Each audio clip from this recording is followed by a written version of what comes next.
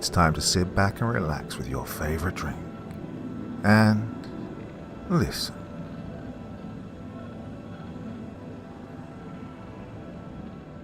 I graduated from high school a few years back. Still live with my parents, but I'm using this time to my advantage. They're kind enough not to charge rent, and that allows me the ability to save up almost every penny I make. The hope is that I can one day start up a small but legitimate business and move into my own apartment. You know, the American dream. You see, much to my parents' dismay, I don't have a steady job. I prefer to take a DIY approach and be my own boss. I buy and resell things online and take odd jobs here and there to supplement my income. With the help of social media and Craigslist, I am able to regularly mow lawns in spring and summer, rake leaves in autumn and shovel driveways in winter. And eventually I'll make enough to buy a decent car and reach clients outside of town, maybe even hire a few lackeys.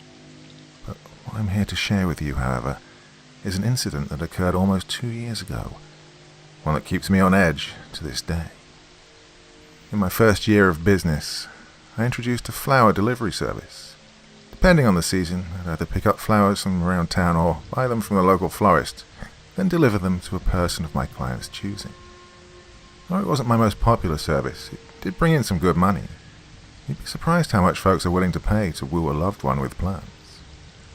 But in all the time that I biked flowers back and forth from person to person, I only ever picked up one regular.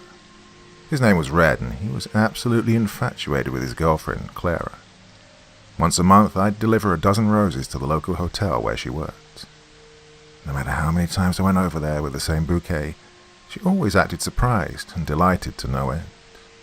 They really did have something special, and I was happy to be a part of their lives, in at least a small way.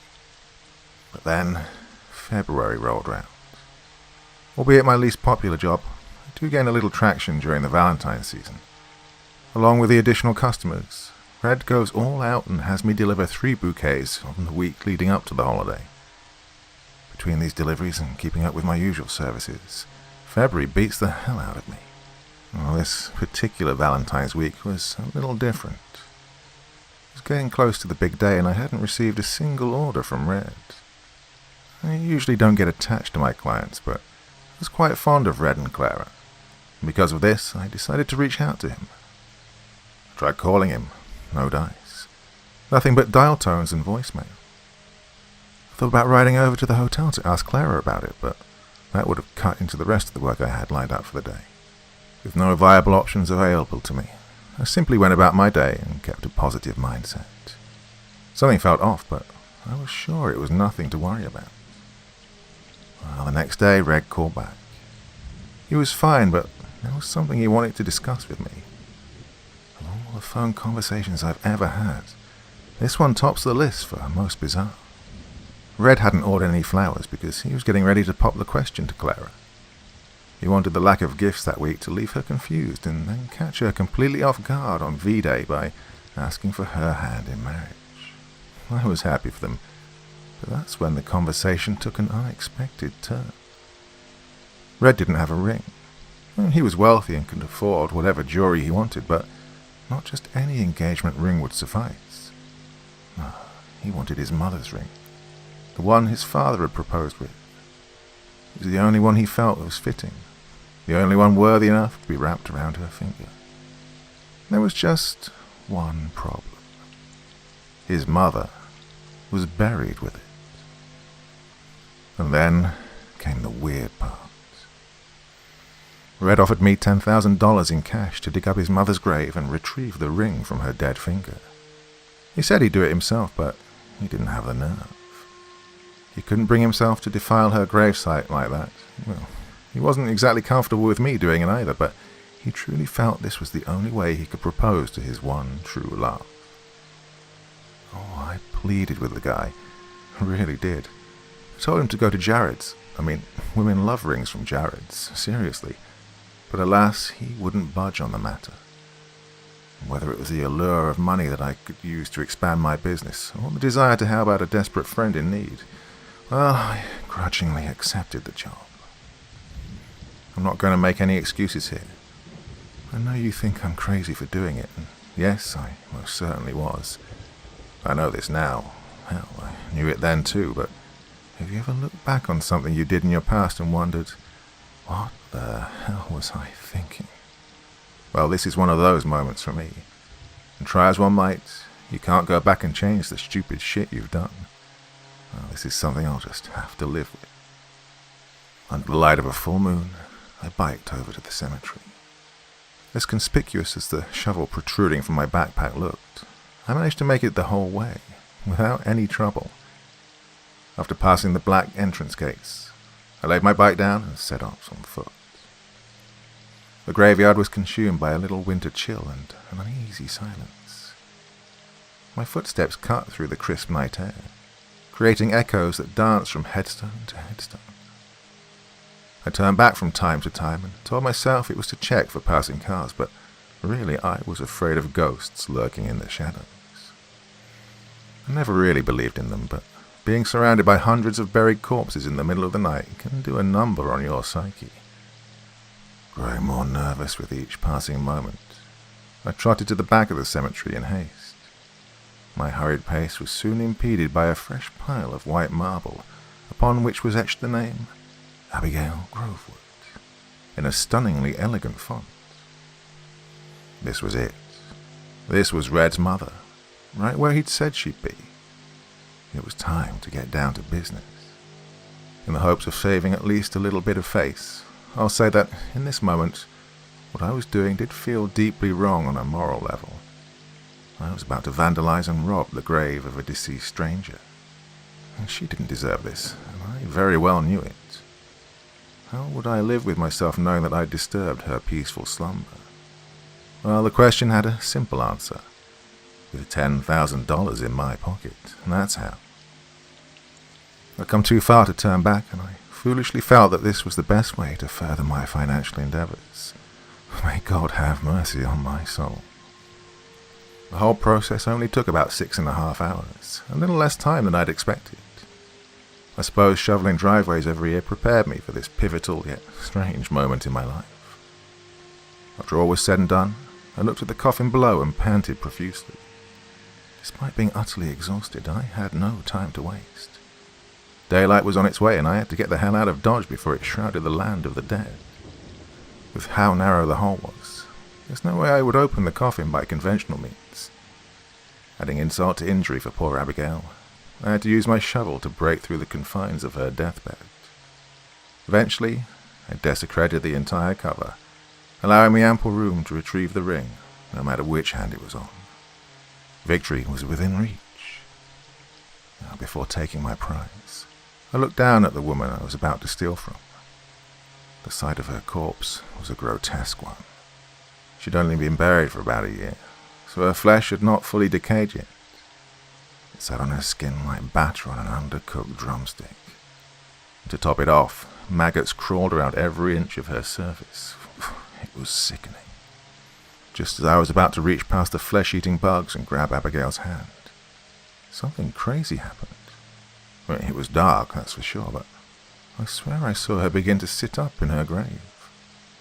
The movement was subtle, but it was enough for me to take notice. I was startled, but it took a few seconds for the gravity of the situation to sink in. When it did, I became so spooked that I hightailed it out of there without a second thought. And that is the gist of my late-night adventure. Pretty lame, right? I went through all of the grief just to chicken out at the last minute. Pathetic, I know. But you weren't there to experience it. As I climbed out of the hole, I thought I felt something brush against my ankle. Perhaps Abigail's brittle hands attempting to pull me to my death. As I ran to my bike, I pictured her crawling out from her earthly tomb and chasing me down the road until I was inevitably captured. This was the single most frightening night of my life. I was scared shitless, and I didn't give a flying fuck about Red or the $10,000. I just wanted to get the hell out of there. Of course, upon arriving home, logic set in, and I realized the error of my ways. It was entirely possible that Abigail was as still as stone, and I only thought I saw her move. What I felt against my ankle was probably more likely maggots crawling up my pant leg. I had let the eerie atmosphere of the cemetery get the better of me, and was now out 10 grand and a good friend. Just my goddamn luck. I almost went back, but the sun was beginning to rise. I couldn't risk being spotted and going to jail, though that was a likely outcome regardless. Instead, I wallowed in self-pity and ignored Red's calls for a couple of days. Soon enough, my failed grave robbery was all over the news. But here's the thing. When the police discovered my handiwork, something was profoundly amiss. Abigail's casket was empty.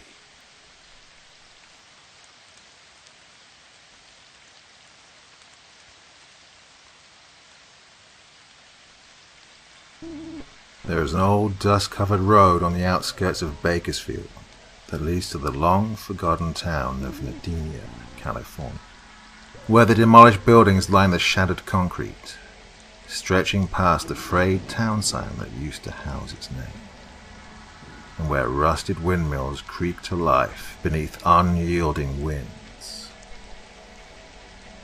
Many within the neighboring cities would attest that the town was never more than a vacuous ghost town, their recreant remarks roused by the grief-stricken tales passed down by their ancestors, its forgotten memories forcibly buried below the rubble and battered skeletons of abandoned brick structures and stripped machinery. For those who chose to acknowledge it, the bitter memory of lost souls are forever etched into their subconscious, and the horrendous past of Nadina lives on. The town's downfall came at its peak, amidst the installation of its first streetcar. Those who could not afford to journey north to San Francisco opted to travel its bounded rails, drifting past horse-drawn buggies and cross-wing construction. The trolley's popularity grew with the wondering curiosity of the neighboring counties, soon becoming a bustling tourist attraction. But, as all good things do, its unbridled fruition soon came to an unrelenting end. On the 12th of April 1898, a series of fires ravaged the town, killing over 700 civilians. Poverty ravaged the land, and those who survived soon deemed the town cursed, eventually abandoning what little possessions they'd left for a new life elsewhere. The stench of burnt flesh and terrified howls still quiver along the chilled winds, leaving the souls of the damned behind, and forging the town into a permanent afterlife. As a historiographer, I find myself often drawn to the enticing lure of historical cities, and after learning of the buried treasures and execrations it's said to hold, I quickly opted to travel the 14-hour trip to uncover its secrets myself. Despite my foreboding curiosity, the fear of the unknown left me a bit weary. I had no idea what sort of horrors awaited me, nor what breed of inhabitants I was sure to encounter. Word of drug peddlers and moonlighters occupying the area left a more sour taste than apple cider. Regardless, I pressed on, deducing that the risk was well worth the reward.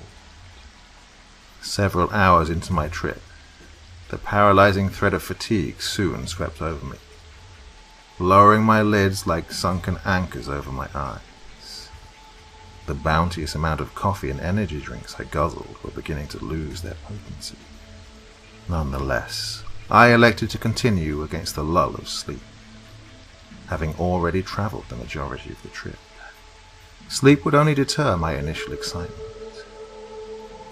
As I gulped down my last energy drink, I could see the faded town sign languidly creeping towards my vision.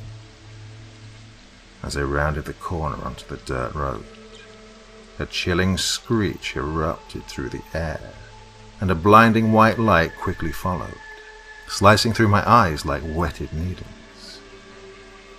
As my arms tried desperately to cloak my eyes from the devil's light, the sound of screeching tires drilled into my ears, and before I could regain control of the wheel, a thunderous jolt knocked me unconscious. A few hours later, I awoke slung across an omnibus terminal. My last memory being a dashboard view of the dirt road that led me here. My shirt was shredded to rags and dried blood caked between the seams, an obvious remnant of the scars that lined my forehead and cheeks. I had no recollection of how I ended up there, nor how far my Cobenhoe state allowed me to tread. I fixed my eyes upon my surroundings, quickly taking notice of the noisy inhabitants I was once so wary of, none of which, resembling their dangerous counterparts, I was warned about before traveling. Most were cloaked in bulging cotton garments reminiscent of the 1800s, their children garbed in clothing more aged than their maturity. Either I had stumbled upon the set of an old western, or the new residents really strived to embody the town's rich history. I continued looking around, taking in the sights of old cathedrals and Victorian-styled architecture. It was truly marvelous. I was one of the very few who braved the trip to this seemingly dangerous and cursed city. I watched on as children played in the street, while the adults conversed amongst each other, wondering why so many feared to travel here. As I scanned my eyes over the area, a darkened shadow washed over me, dimming my vision. I looked up, and the iconic streetcar was parked right in front of me, its doors partially ajar. I was dumbfounded. How did this thing survive a fire from over 100 years ago? After closer inspection, its charged and desquimate exterior suggested that the newfound squatters had been intelligent enough to get it running themselves. Despite my curiosity, I had no need to come aboard, at least not yet. I waved it away, stood erect, and sauntered off in the opposite direction. Ever since then, the damn thing's been tailing me on and off for hours, like a starved puppy looking for an alms of sprinkled dog biscuits. I wasn't alarmed at first, but most vehicles restricted to rails couldn't partake in such behavior. As my curiosity swelled, I began keeping a mental note of its passengers each time it passed, causally cataloguing every man, woman, and child aboard. There were never more than 3 to 5 passengers at any given time, and on most occasions none at all. Eventually I began counting the seconds it took to make its rounds, approximately 30 minutes before making a full cycle. A pretty short trip for a town as large as this. There was something very strange about this mysterious trolley, something that I was now hell-bent on finding. As it began to make its next round, I quickly ducked behind a buggy positioned against the sidewalk. I waited for it to pass, then immediately followed closely behind, careful of being spotted. It made multiple stops before rounding the corner into a blind alley. I abstained from proceeding any further, unsure if misplaced tracks led it astray. To my bemusement, it continued its advancements, seemingly unknowing of the approaching dead end. I braced myself for the impact, waiting to hear the grating sounds of sheet metal searing against the stone surface. I waited, but heard nothing. Only the immobilizing embrace of silence greeted my doddering perseverance. I slowly regained my composure, scouring the area for any sign of the trolley. Not a puff of smoke, nor the shattered remains of metal sat where it once tread. It was as if some magician had used it in an elaborate stage show. Without the continuous howls of electrically powered rails traversing overhead, I finally noticed how quiet the town had become. Only the low growl of street lamps interrupted its hushed ambience. Something was off.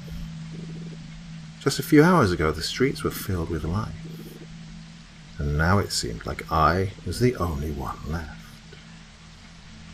Before I could jump to any conclusions, a low rumble resonated from the direction the streetcar had vanished in. I unwillingly crept closer, oblivious to what might happen next. The rumbling grew louder and louder, before a familiar white light beamed into my retinas.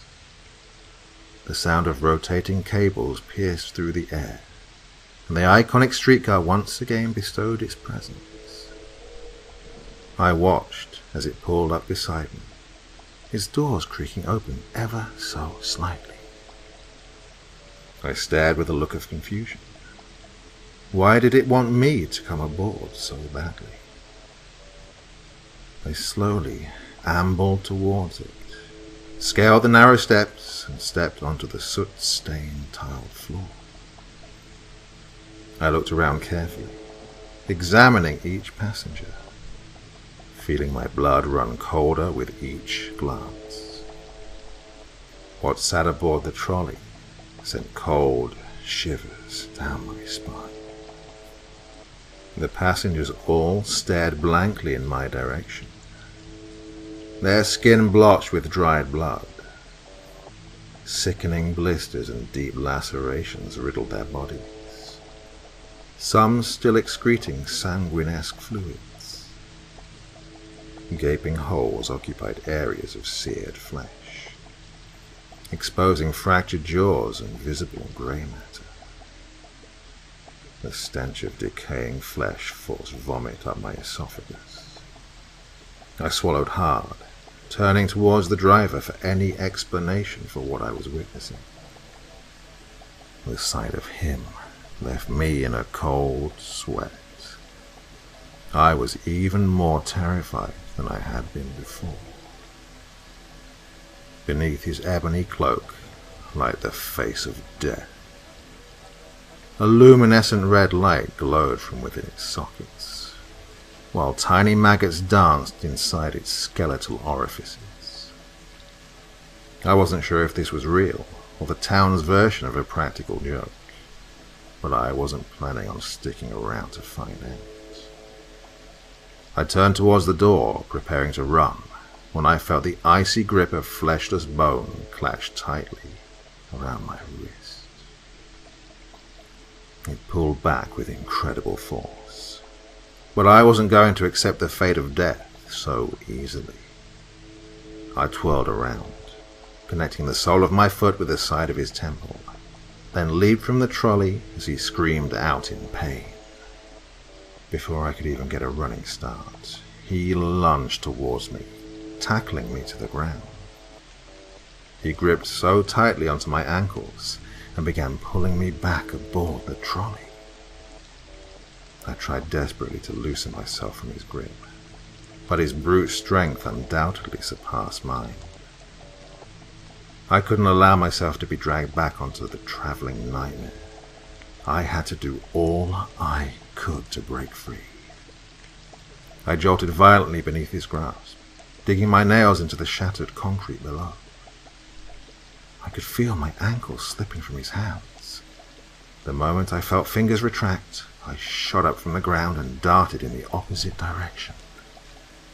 I ran as fast as I could, creating as much distance as I could between us. What the hell was going on in this town? I tried to cook up a viable explanation, but all of my theories managed to conjure more questions than answers. I continued running, hoping to stumble upon my car on that dirt road, running for what seemed like hours before finally reaching it. When I arrived, the townspeople were all huddled together. Something, or someone, was holding their focus. I forced my way through the muttering crowd, curious to what had held them all so entranced. As the dirt road came into view, that all too familiar sense of terror engulfed what little hope I had of ever escaping. My car had crashed into a large pile of rubble just beyond the town's entrance. My risky habit of rarely buckling my seatbelt forced my body to propel itself through the windshield. Broken shards of glass and a fractured spine would cause my demise.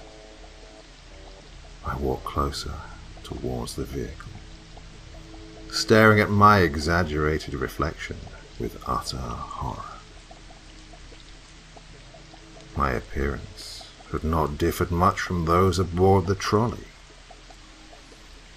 I turned slowly towards the others, watching their worried expression turn to those of rage.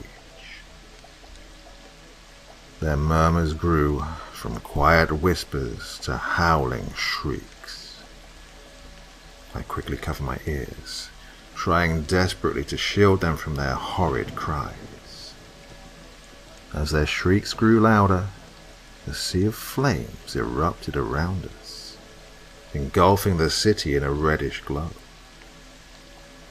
As the flames drew near, one by one, the physical forms of the townspeople slowly dispersed, leaving only their battered souls behind.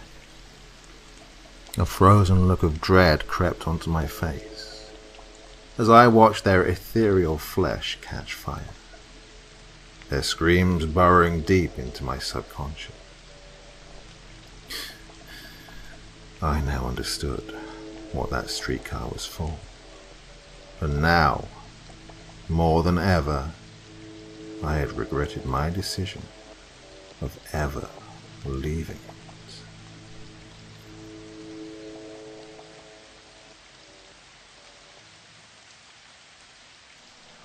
It is said that in Ulthar, which lies beyond the river Sky, no man may kill a cat. And this I can verily believe as I gaze upon him who sitteth purring before the fire.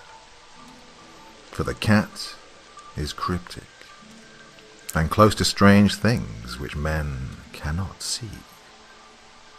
He is the soul of antique Egyptus, and bearer of tales from forgotten cities in Meroe and Ophir. He is the kin of the jungle's lords, and heir to the secrets of hoary and sinister Africa. The Sphinx is his cousin, and he speaks her language, but he is more ancient than the Sphinx, and remembers that which she hath forgotten. In Ulthar, before ever the burgesses forbade the killing of cats, there dwelt an old cotter and his wife, who delighted to trap and slay the cats of their neighbours. Why they did this, I know not, save that many hate the voice of the cat in the night, and take it ill that cat should run stealthily about yards and gardens at twilight. But whatever the reason, this old man and woman took pleasure in trapping and slaying every cat which came near to their hovel. And from some of the sounds heard after dark, many villagers fancied that the manner of slaying was exceedingly peculiar. But the villagers did not discuss such things with the old man and his wife, because of the habitual expression on the withered faces of the two, and because their cottage was so small and so darkly hidden under spreading oaks at the back of a neglected yard. In truth, much as the owners of cats hated these odd folk, they feared them more, and instead of berating them as brutal assassins, merely took care that no cherished pet or mouser should stray toward the remote hovel under the dark trees. When through some unavoidable oversight a cat was missed, and sounds heard after dark, the loser would lament impotently, or console himself that by thanking fate that it was not one of his children who had thus vanished. For the people of Ulthar were simple, and knew not whence it is all cats first came. One day, a caravan of strange wanderers from the south entered the narrow, cobbled streets of Ulthar.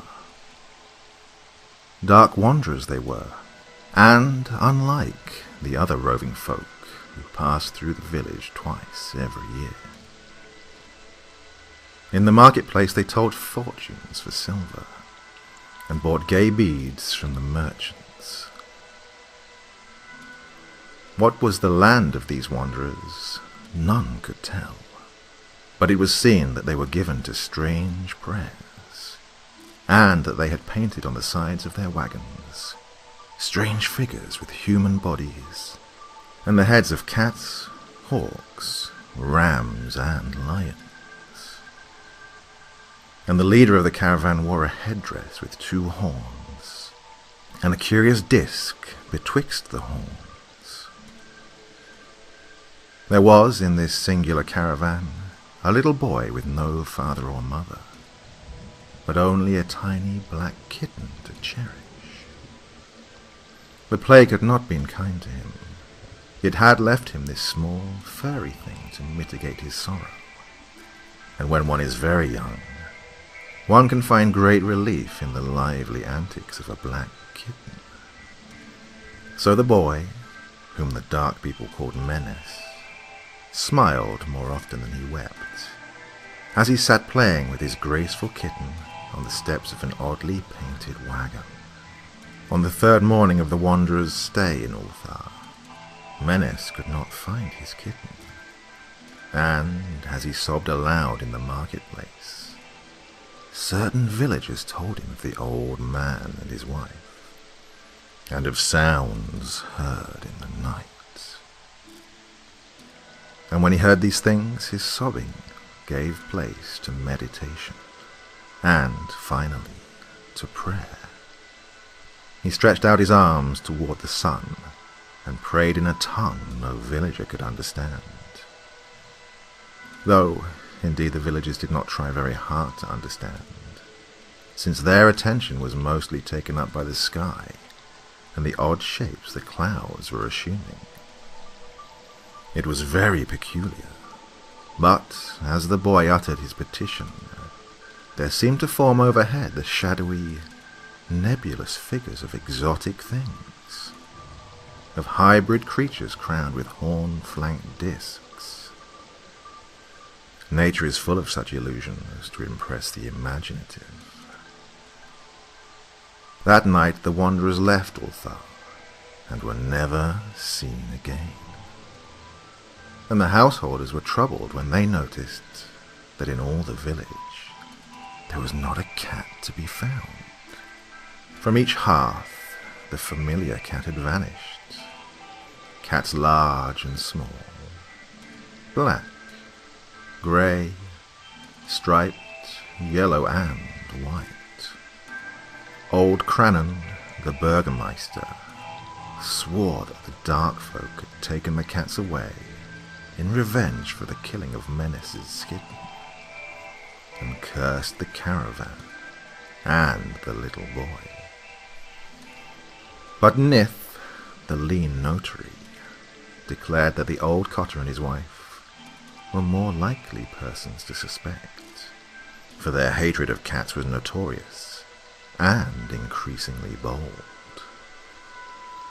Still, no one durst complain to the sinister couple, even when little Uttal, the innkeeper's son, vowed that he had at twilight seen all the cats of Ulthar in that accursed yard under the trees, pacing very slowly and solemnly in a circle around the cottage, 2 abreast, as if in performance of some unheard-of rite of beasts. The villagers did not know how much to believe from so small a boy, and though they feared that the evil pair had charmed the cats to their death, They preferred not to chide the old cotter till they met him outside his dark and repellent yard. So, Ulthar went to sleep in vain anger. And when the people awaked at dawn, behold, every cat was back at his accustomed hearth. Large and small, black, grey, striped yellow and white, none was missing. Very sleek and fat did the cats appear, and sonorous with purring content. The citizens talked with one another of the affair, and marvelled not a little. Old Crannon again insisted that it was the dark folk who had taken them, since cats did not return alive from the cottage of the ancient man and his wife. But all agreed on one thing, that the refusal of all the cats to eat their portions of meat or drink their sources of milk was exceedingly curious. And for 2 whole days the sleek, lazy cats of Ulthar would touch no food, but only doze by the fire or in the sun. It was fully a week before the villagers noticed that no lights were appearing at dusk in the windows of the cottage under the trees. Then the lean Nith remarked that no one had seen the old man or his wife since the night the cats were away. In another week, the Burgermeister decided to overcome his fears and call at the strangely silent dwelling as a matter of duty, though in doing so he was careful to take with him Shang the blacksmith and Thul, the cutter of stone, as witnesses. And when they had broken down the frail door, they found only this: 2 cleanly picked human skeletons on the earthen floor, and a number of singular beetles crawling in the shadowy corners. There was subsequently much talk among the burgesses of Ulthar. Zath, the coroner, disputed at length with Nith, the lean notary, and Crannon and Shang and Thul were overwhelmed with questions. Even little Uttal, the innkeeper's son, was closely questioned and given a sweetmeat as reward. They talked of the old cotter and his wife, of the caravan of dark wanderers, of small Menace and his black kitten, of the prayer of Menace and of the sky during that prayer, of the doings of the cats on the night the caravan left, and of what was later found in the cottage under the dark trees in the repellent yard. And in the end, the burgesses passed that remarkable law, which is told of by traders in Hatheg and discussed by travellers in Nir, namely, that in Ulthar no man may kill a cat.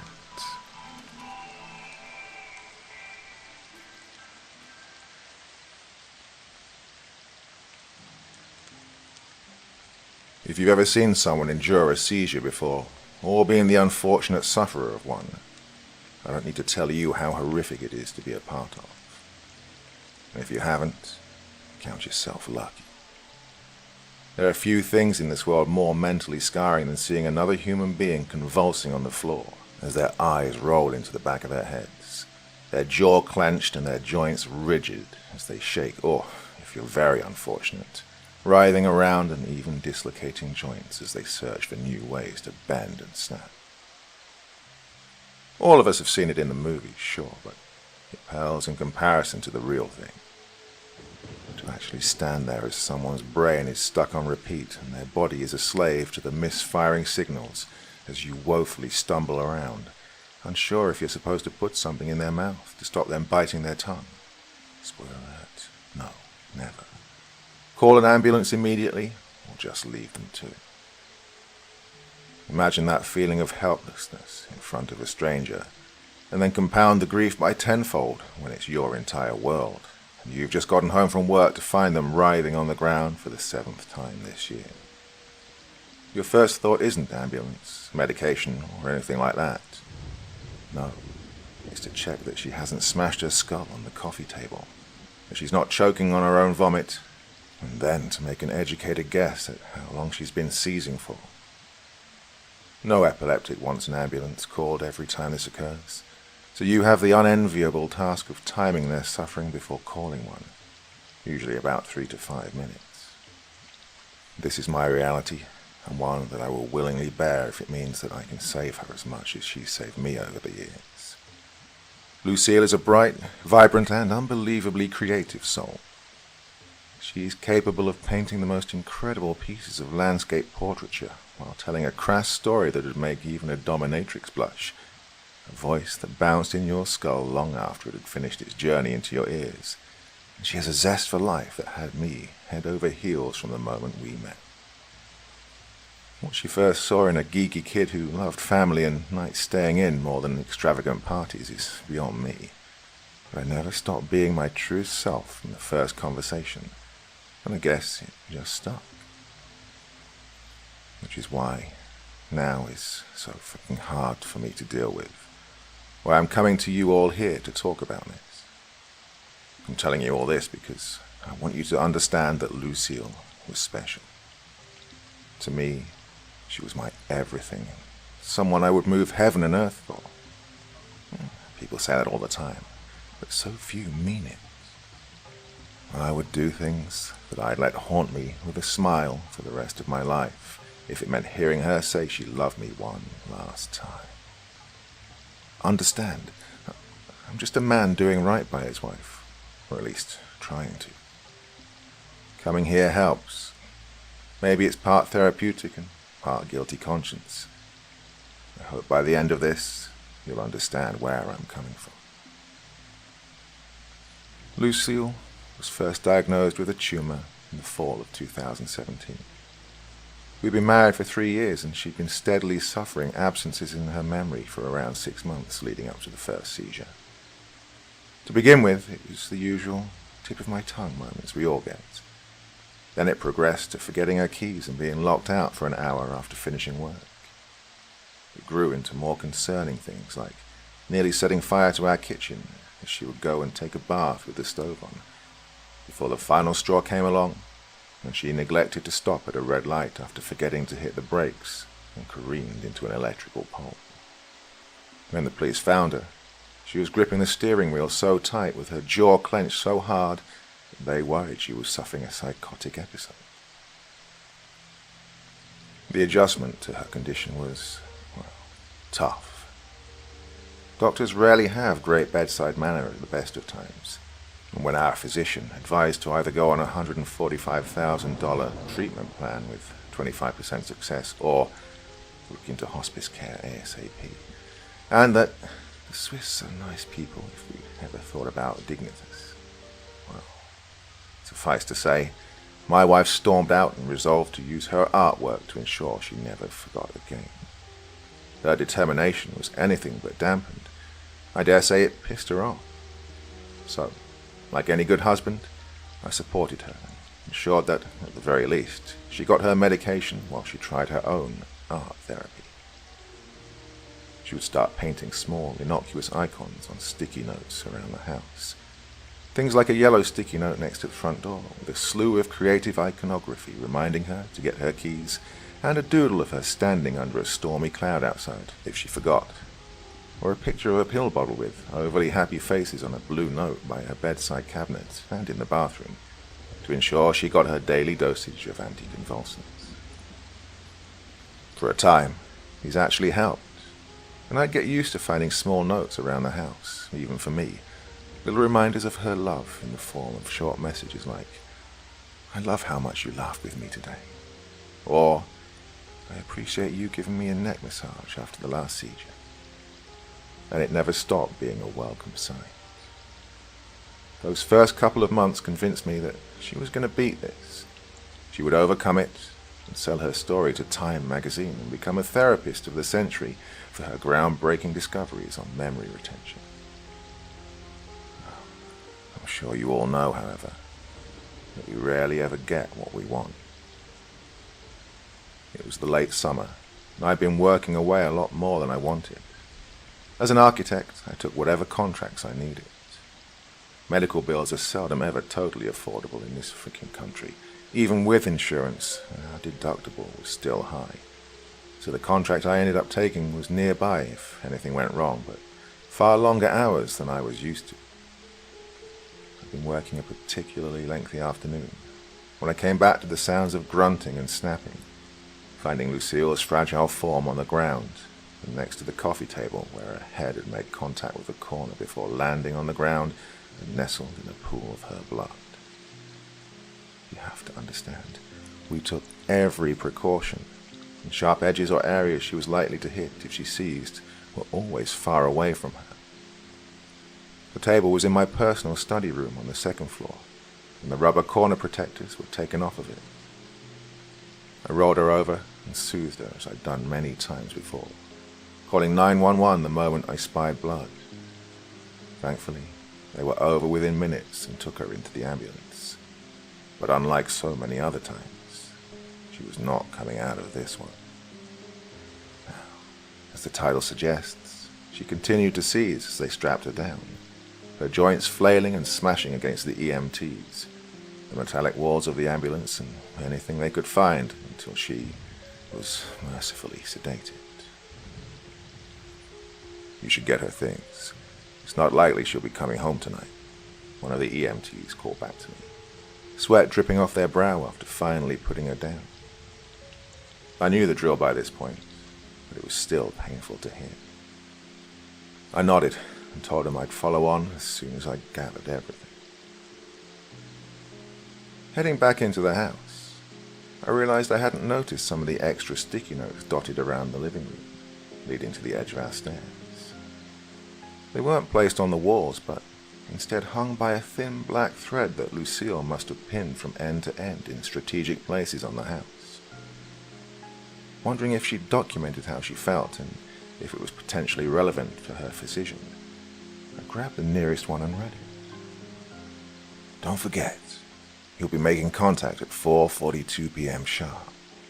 Wear loose clothing and do not take your meds. A small stop sign with a blind eye in the center peering back at me. Why the hell would she tell herself not to take her medication? Confused, I went to the next one a few feet away and felt the hairs on my neck stand on end as I did so. He's offered me a deal. I can explore more of his world if I give up 1 month of my lifespan each time I enter it. Seems fair to me. He called it the Decadent Plane. Must remember that next time. Oh, and to call him the Fringe God. He didn't like being called a black man. Next to this one were 2 small drawings, one of Lucille's body floating around pillars of steel and light with a huge mat at the center. The other simply writing the words Fringe God over and over, progressively getting more scratchy with each consecutive entry. Hands shaking, I frantically ran through the living room and up the stairs to our bedroom, grabbing as many notes as I could in the process. Concern for how far her mental state had deteriorated was building within me as I scanned each entry. Today I had a seizure. In the process, I got to dive deeper into the amorphous golden shroud and see the beauty that dwelled within. I want to remember it, but I'm too nervous to even write it down. I gotta stop taking my meds. Too much interference. Maybe I could paint some of it. Tried painting the visage of the Nocturne one. His crown too beautiful for me to even put onto canvas. I tried to speak his name aloud, and I ended up with a migraine. Picturing him in my head just made me cry. It hurts so much, but I cannot wait to get back there. Today was special. The fringe god gave me a better offer than before, and I swear the nocturne one wept from beneath his flesh mask as the offer was made. If I did exactly as he said, I'd be able to explore the inner sanctums of the decadent planes and gain knowledge I could bring back with me. I have to remember these plans when I get back.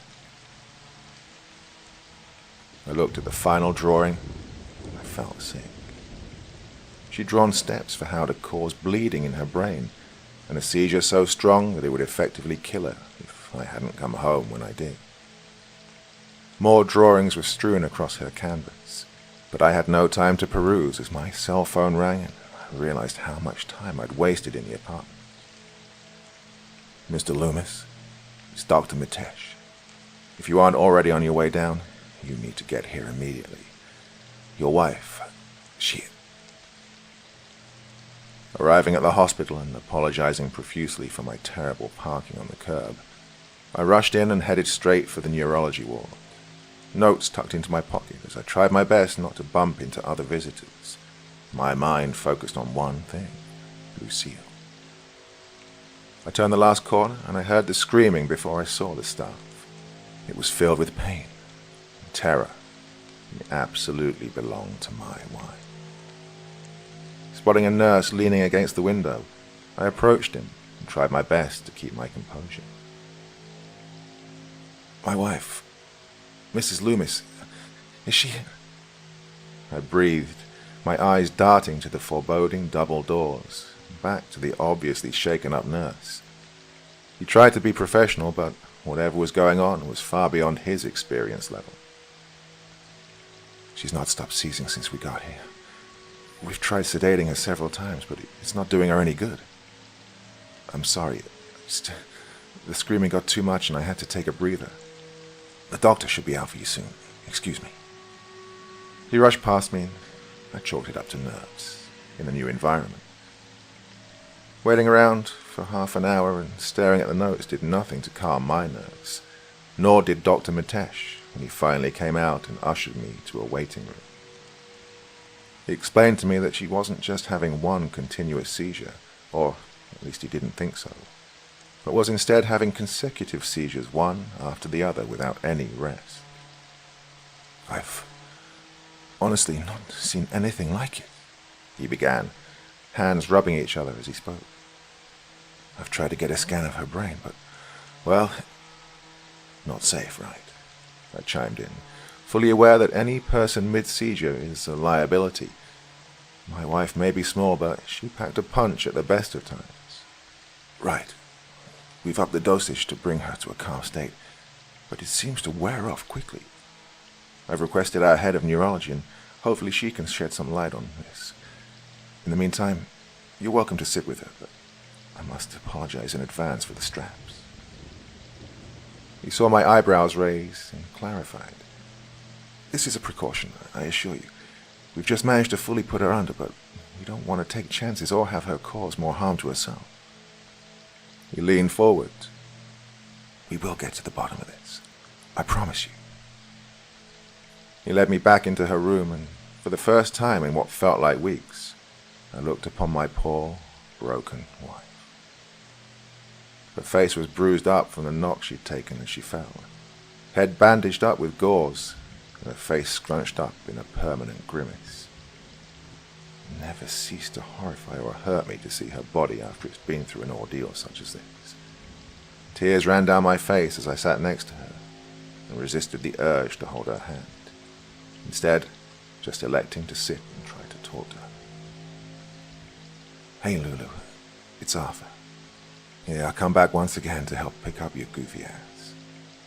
I giggled, sniffing hard at our own lame attempts to downplay her debilitating illness. You know, you really scared me today. I thought I was going to lose you. Pulled out some of the notes in my pocket and figured it would make good conversation while I waited for the neurologist. Found these notes while I was getting your things. I wish I'd known just how bad things had gotten. But I was so busy working, I didn't see the signs. I'm so sorry, Lucy. I felt the lump in my throat as I fought back tears. Never be sorry when a deal can be made, vessel.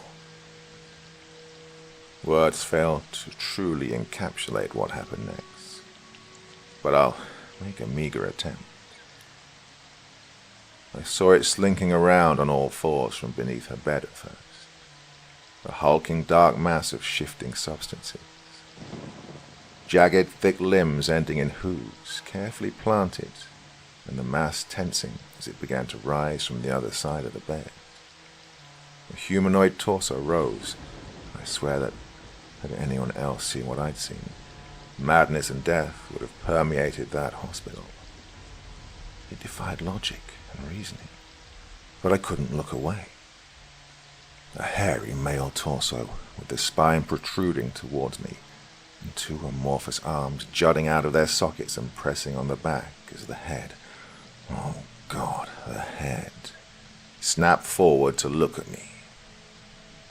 The skull was of a creature resembling a deer, with flecks of black flesh hanging off the bone, white orbs beaming in the sockets, and antlers made from the arms of a human protruding from either edge of it, muscle and sinew showing through, as if it was in the process of shedding. I wanted to retch, to scream, to throw my body over Lucille's, but I was transfixed. Your bondmaid made a choice with the grains of sand she had left in her hourglass. She elected to boost her limited understanding. The voice was smooth and almost disarming in nature. I was terrified to my core, but enraptured by every syllable. You may still save her, vessel. But is that what she wants? It cocked its head to the side and stared at us both, a question ringing out in my head for a few moments afterwards, as flashes of Lucille and I in better days went through my mind. Her knack for exploration, love of art, and her laughter all jostling for position in my head before I snapped back. Why wouldn't she want to be here, with me? What kind of question is that? Terror gripped me, but grief is a powerful motivator. Can you save her or not? What do I need to do? It dug its claws into one of the antlers, as if thinking before replying slowly. I can, but suffering awaits. The response rang out, and it gave no further elaboration, save for pointing at her and saying, she must wear the crown. And then pointing to me, adding, you must bear the guilt. A small, lamprey-like creature appeared from the neck of this fringe god, and he pulled it off, the shrill cry ripping into my ears, as many eyes and teeth felt immediately locked onto me. She will be saved, but your guilt will be eternal, vessel, he reiterated, holding out this parasite that was pulling at his emaciated digits to get to me. Do you accept the gift? Do you pledge yourself to the fringe? I swallowed and nodded, reaching out to take whatever the fuck is in his hand. But the antlers grabbed me first, pulling me over the bed and deep into this monstrosity's eyes. Show me solidarity first, vessel. Earn your seat at my table. And in that moment, it was as if he was never there. Like I'd snapped awake from some unexpected nap. Groggy, I looked around and cast my eyes towards my wife. She was staring right at me, horror stricken across her face, and she began to open her mouth wider and wider, unblinking as she did so. Her eyes rolled into the back of her head as a cacophony of screams erupted from her, and her body began to jerk violently. It was on a different scale than any seizure I had ever witnessed from her previously, and before I even had a chance to react, her nurses ushered me out and took over. She carried on seizing for the next 90 hours. No matter what anyone did, she would persist. Her body was riddled with bruises, and her vocal cords by this point were long since ruptured. A whispering yelp, all she was able to muster. Her body began to fail her on the 5th day, and while she was contorting into horrific positions for her body to attempt to support, her strength was fading rapidly, and the doctors were able to restrain her with greater ease. The neurologists were stumped. Experts across the US had no concrete idea, and the sole consensus they could come to was that the tumor was now pressing more into her brain, and the seizures would not cease without risky surgery. They gave me time to think it over, of course, letting me sit with her again now that she was in a more sedated state, though I was terrified to do so. Before going in, I resolved to try and sleep in the adjacent waiting room, having not received any proper news or resolution since this began. I now felt a degree of weight had been lifted, but if I was going to see my wife for potentially the last time, it would do me good to do so with a clear mind. Now, I don't know if you'd call it a dream or a nightmare, but what I saw in that space was more vivid and tangible than anything that had come before it. I was your typical dreamer, barely remembered my experiences unless they were emotionally driven or traumatic. But this was on a whole new level, and I can still remember the way it looked, smelled, and even felt on my skin as I floated. I dare not go into detail here. I fear that may break the pact I now have with the fringe god. I will say that my wife was right in her notes. She did not do it any justice. I only had glimpses of the gate she stood in front of. Both were shut to me, and lumbering Goliath stood on either side, bearing down on me as I floated aimlessly, unsure of how to proceed. Once again, the fringe god appeared in front of me, leaning forward as he spoke. "Your pact is about to be complete, vessel.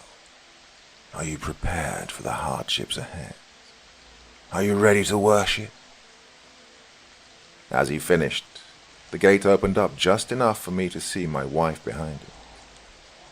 Her smile broke through the fog in my mind and put me at ease in a way I never thought I'd experience again. Without thinking, I nodded. "Whatever it takes to free her, I'm ready," I replied, resolute. "Then the pact is sealed. I will allow you to say goodbye before the traversals begin on the next lunar cycle." He extended an antler, and I begrudgingly gripped it. "Why would I need to say goodbye here?" I asked. The fringe god shook his head. "Not here. Your guilt begins now." I lied to her. I lied to myself. I lied to you. I'm sat in the waiting room. I can feel the sheer weight of my sins bearing down on me like a freaking lead weight in my shoulder or a leech attached to my neck, growing fat and engorged on every black mark from my life. The hardest part of watching someone you love die slowly is never knowing when to let go. Living in a perpetual state of agony and wondering if this is your last day eating breakfast, your last ever "I love you," or your last ever kiss. Everything mundane becomes ecstasy. You savor those quiet moments when you're not stressing over medication, palliative care, or what your life will be like in the long after. Lucille loved her art. She loved creating fantastical monsters she could immerse herself in, and I adored creating and building those worlds as an architect and designer. We bonded over that love of the weird and unusual so many years ago, and it was what kept us strong through those darker days. Even now, its influence can be felt through every word you see upon this recount of events. I didn't just time her seizure because I knew it could be a mild one. I did it because I was determined to make sure, if she died, it was in her home and in my arms, with dignity. I must deal with that blame for the rest of my life, and every time I look in the mirror, I see the fringe god staring over my shoulder and reminding me of what I did. reminding me of my sin. Lucille is on life support in the next room, and as soon as I finish this documentation, this confession, I'll do the merciful thing and let her go.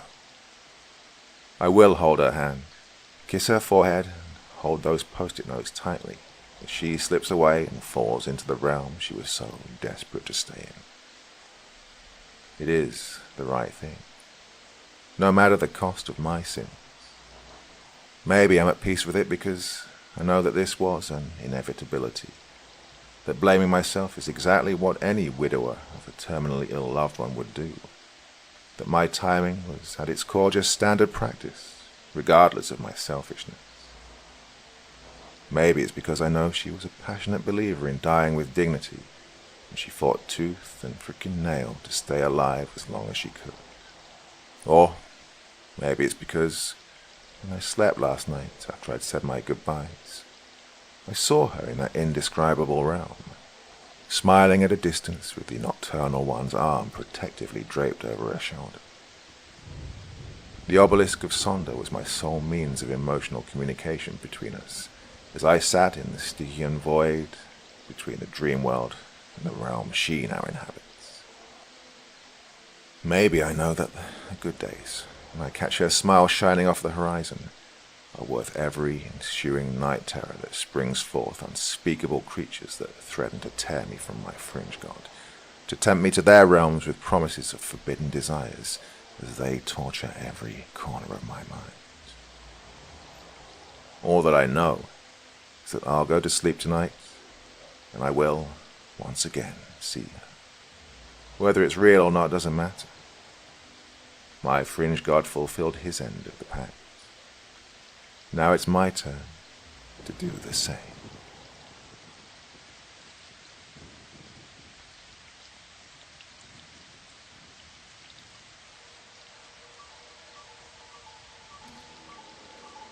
The chateau into which my valet had ventured to make forcible entrance, rather than permit me, in my desperately wounded condition, to pass a night in the open air, was one of those piles of commingled gloom and grandeur which have so long frowned among the Apennines, not less in fact than in the fancy of Mrs. Radcliffe.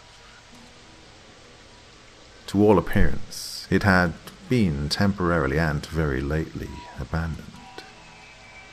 We established ourselves in one of the smallest and least sumptuously furnished apartments. It lay in a remote turret of the building.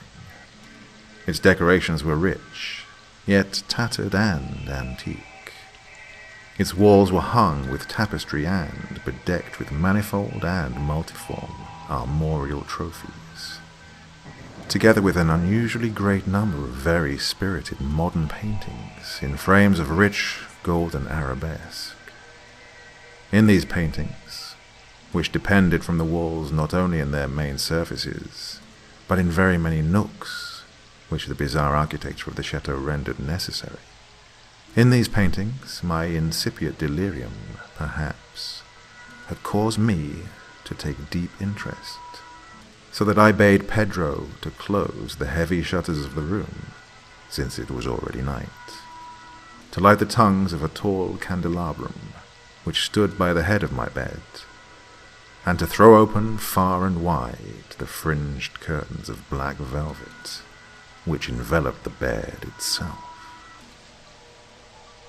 I wished all this done that I might resign myself, if not to sleep, at least alternately to the contemplation of these pictures, and the perusal of a small volume which had been found upon the pillow, and which purported to criticize and describe them. Long I read, and devoutly, devotedly, I gazed. Rapidly and gloriously the hours flew by, and the deep midnight came. The position of the candelabrum displeased me, and, outreaching my hand with difficulty, rather than disturb my slumbering valet, I placed it so as to throw its rays more fully upon the book. But the action produced an effect altogether unanticipated. The rays of the numerous candles, for there were many, now fell within a niche of the room which had hitherto been thrown into deep shade by one of the bedposts. I thus saw in vivid light a picture all unnoticed before. It was the portrait of a young girl, just ripening into womanhood. I glanced at the painting hurriedly, and then closed my eyes. Why I did this was not at first apparent, even to my own perception. But while my lids remained thus shut, I ran over in my mind my reason for so shutting them. It was an impulsive movement to gain time for thought, to make sure that my vision had not deceived me, to calm and subdue my fancy for a more sober and more certain gaze. In a very few moments, I again looked fixedly at the painting. That I now saw aright, I could not and would not doubt, for the first flashing of the candles upon that canvas had seemed to dissipate the dreamy stupor which was stealing over my senses, and to startle me at once into waking life. The portrait, I have already said, was that of a young girl. It was a mere head and shoulders, done in what is technically termed a vignette manner, much in the style of the favourite heads of Sully. The arms, the bosom, and even the ends of the radiant hair melted imperceptibly into the vague yet deep shadow which formed the background of the whole. The frame was oval, richly gilded and filigreed in moresque. As a thing of art, nothing could be more admirable than the painting itself. But it could have been neither the execution of the work nor the immortal beauty of the countenance, which had so suddenly and so vehemently moved me. Least of all could it have been that my fancy, shaken from its half-slumber, had mistaken the head for that of a living person. I saw at once the peculiarities of the design, of the vignetting, and of the frame. Must have instantly dispelled such idea. Must have prevented even its momentary entertainment. Thinking earnestly upon these points, I remained, for an hour perhaps, half sitting, half reclining, with my vision riveted upon the portrait. At length, satisfied with the true secret of its effect, I fell back within the bed. I had found the spell of the picture in an absolute lifelikeliness of expression, which, at first startling, finally confounded, subdued, and appalled me. With deep and reverent awe, I replaced the candelabrum in its former position. The cause of my deep agitation being thus shut from view, I sought eagerly the volume which discussed the paintings and their histories. Turning to the number which designated the oval portrait, I there read the vague and quaint words which follow. She was a maiden of rarest beauty, and not more lovely than full of glee. And evil was the hour when she saw and loved and wedded the painter. He, passionate, studious, austere, and having already a bride in his art.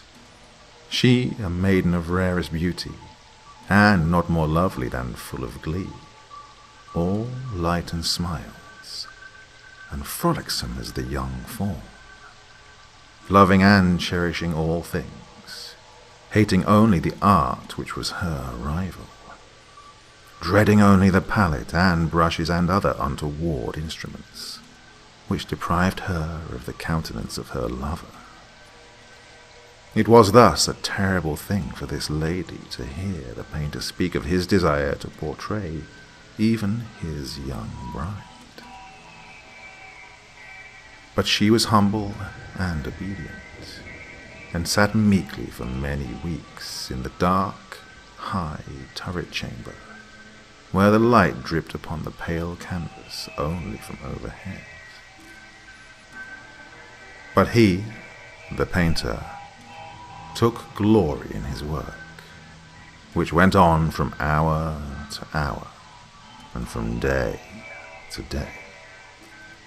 And he was a passionate and wild and moody man, who became lost in reveries, so that he would not see that the light which fell so ghastly in that lone turret withered the health and the spirits of his bride, who pined visibly to all but him. Yet she smiled on and still on, uncomplainingly, because she saw that the painter, who had high renown, took a fervid and burning pleasure in his task, and wrought day and night to depict her who so loved him, yet who grew daily more dispirited and weak. And in sooth, some who beheld the portrait spoke of its resemblance in low words, as of a mighty marvel, and a proof not less of the power of the painter than of his deep love for her whom he depicted so surpassingly well.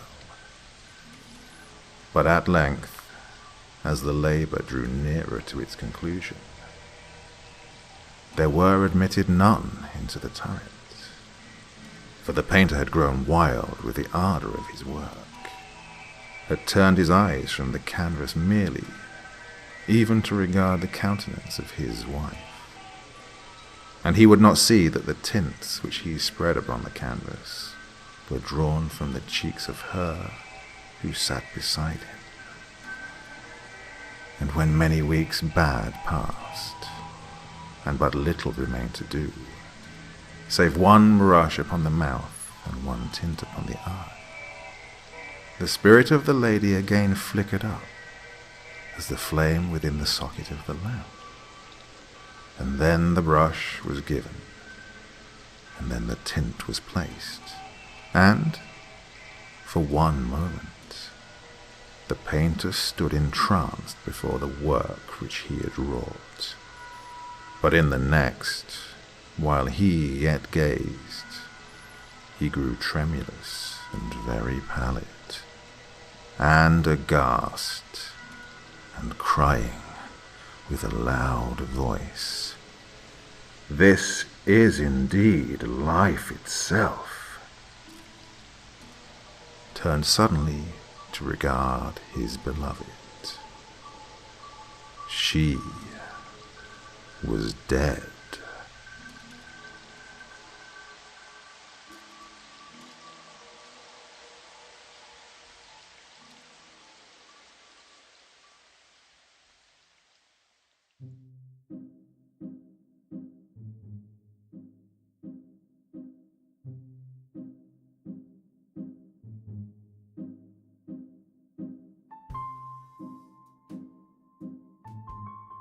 So that really was a weird and wonderful collection of stories, wasn't it?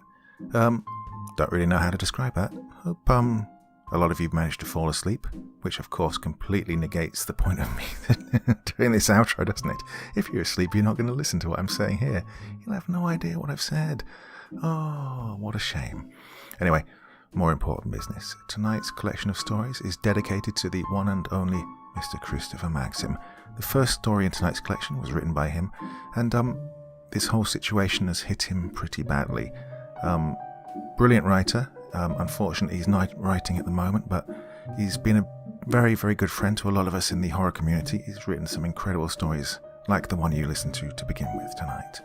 And as I said, he's not going through the best of times, so if if you have anything to spare, please look at the link I've left in the video description and send a little bit his way. He's suffering quite badly at the moment, and as I said, he's done a lot for us in the horror community, so hopefully I can repay all of his fantasticness a little bit. If you can just send a little bit of money his way, would really help him out a lot, okay? Well guys, if you're asleep, sweet dreams, la da da da. And if you're still with me, I'll be back again tomorrow night with something phenomenal, as always, of course. Till then, my dear friends, very, very sweet dreams, and bye-bye.